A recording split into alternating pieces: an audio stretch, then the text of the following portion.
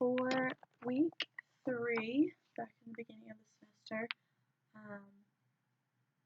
we discussed in class that week a lot about absolute restraint and strict scrutiny, and we were really just going over a lot of laws and more judicial things and how they went about and their orders and all that. And the chapters that we went through in our book were chapter 5 and chapter 6. This was actually the week that I did Flip Friday, that presentation. Yeah, but I didn't have the formatting quite right yet for the weekly questions. So I have the questions here, but I didn't format them right. So I'm going to, for this 5-minute video, be going through those questions, answering them like I should have back in the beginning of the semester to be able to teach this topic now. So my first question was, what is absolute restraint? And National Law University says that it is a condition, it refers to a condition that attempts to take away either totally or substantially the power of alienation. Absolute is when it totally takes away the right of disposal. Yeah, and it talks about that a little bit in chapter 5 with the focus group dilemma and all that, and we'll get to that later on.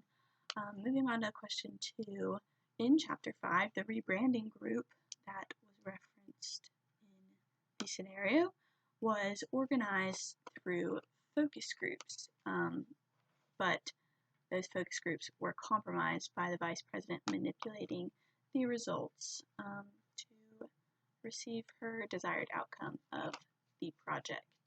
So this was very unethical, and she, I believe, was later on fired for this, yes, and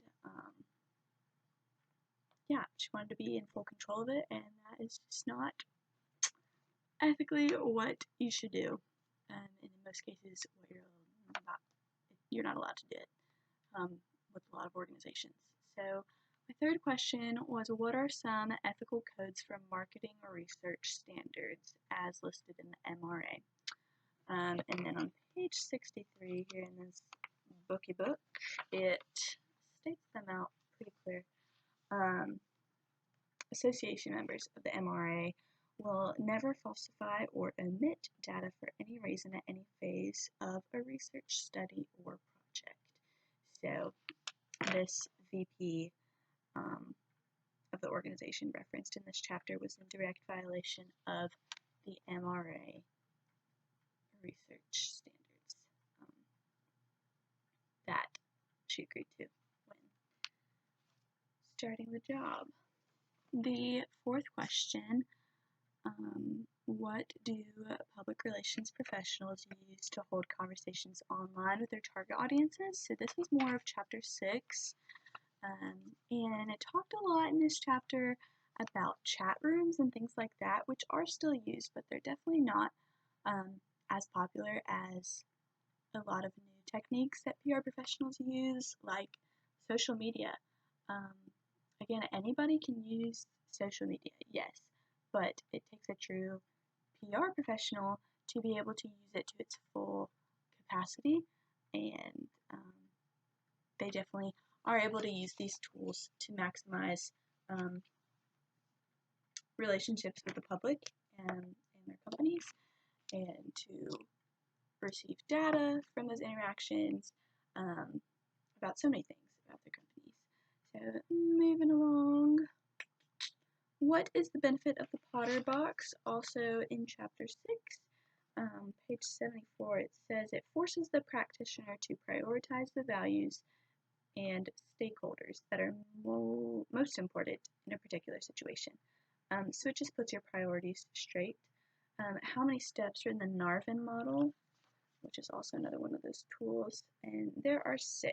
You're defining the problem, identifying available solutions, evaluating the solutions, and their long-term, short-term effects, making decisions, implementing the decisions, and evaluating the decisions. Then the last question I have is, what is strict scrutiny? So there are a few things that Cornell law actually says about it.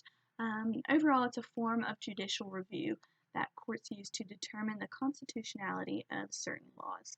And to pass this test, I guess, of strict scrutiny, the legislature must have passed the law to further a compelling governmental interest and must have narrowly tailored the law to achieve the interest. So it has to be pretty specific and strict to these guidelines.